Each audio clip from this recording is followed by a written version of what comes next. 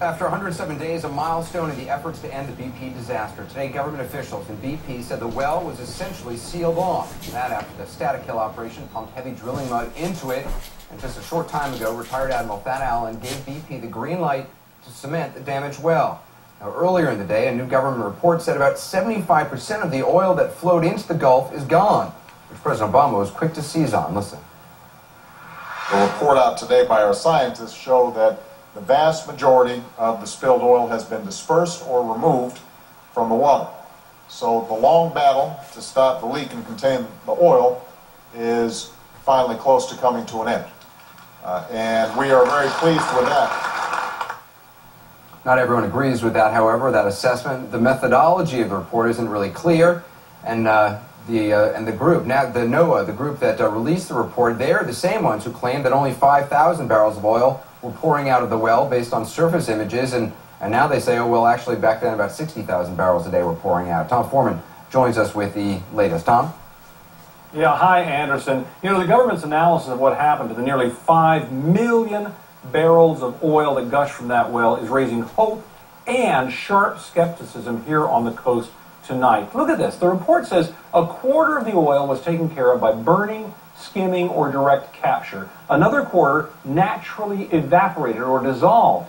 Another quarter was dispersed in the water as microscopic droplets, and the last quarter is still there as what they call a light sheen on or near the surface, or it has turned into tar balls and been cleaned up or buried in the sand. Anderson, that's what they're saying happened to all this oil. And it sounds like good news, but the methodology, I mean, when you actually look at this report and the details, the methodology they use is not clear, and now some very reputable independent scientists are raising real questions about, you know, whether these figures are legit.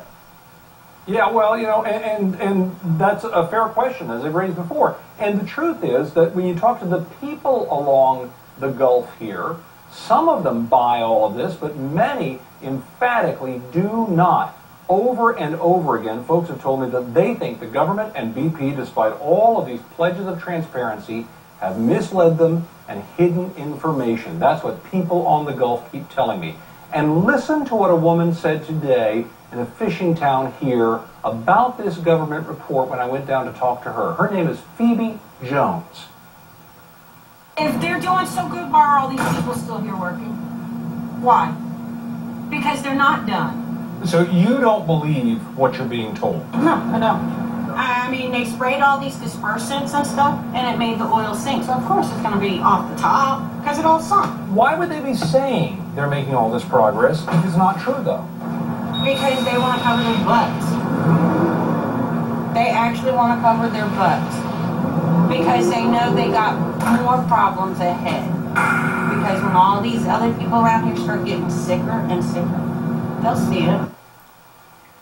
A new survey out of Columbia University of 1,200 coastal residents shows she's not alone in her anger or her doubt. 1 in 5 say they've lost income to the spill. About 1 in 10 say they've lost their jobs. And a quarter think that they will have to move away from the Gulf as the true impact finally becomes known, Anderson. Yeah, and Ken Feinberg says that mental health issues are not going to be paid for, counseling and the like is not going to be paid for in this $20 billion fund. And I think, last I heard, BP still hadn't said whether or not they were going to pay the states. I know Louisiana long ago, months ago, had asked for millions, a few million for mental health counseling and stuff. I think they haven't gotten word on that. We'll double check on that tomorrow. But local officials, how are they reacting to all these new studies? Well, I'll tell you, Anderson, what they're doing is they are pressing fast and hard right now to make sure that BP and the feds stay engaged on the cleanup and restoration of the economy here. I'll tell you what President Obama said, I think makes people nervous here because they feel like that's the disengagement. You know, problem solved. They know here that their states have lost tourism by one estimate, maybe up to $23 billion worth over the next 3 years. Untold numbers of animals have been injured or killed and miles of habitat soiled. I say untold because when you talk about contamination of a nursery area for some species, the impact might not be known for years and could be very bad. And of course, there is no complete tally on all the jobs lost, no real sense of how much trouble Gulf seafood producers are going to have selling their products when this is all clear. That's why some local leaders here are saying very loudly tonight, make no mistake about it, the crisis for them is not passed. Yeah, and even the scientists the NOAA scientists who announced this new report today very publicly said, well, look, when press said, look, we're not trying to give the impression this thing is over. We're not going to know for years the impact of a lot of this stuff. Tom will continue to follow. Tom Foreman, thanks very much tonight. New news, more news we're covering tonight. A lot of stories. Joe Johns once again with the 360 News and Business Bulletin. Joe? Anderson, a U.S. citizen who lives in Chicago, faces... Real nice that they just bring on a resident for comment, and they talk about these independent scientists that are disagreeing with the government numbers, but they don't bring them on. And they talk about the local officials, but we don't get any quotes from them, which gives a lot less weight to the report.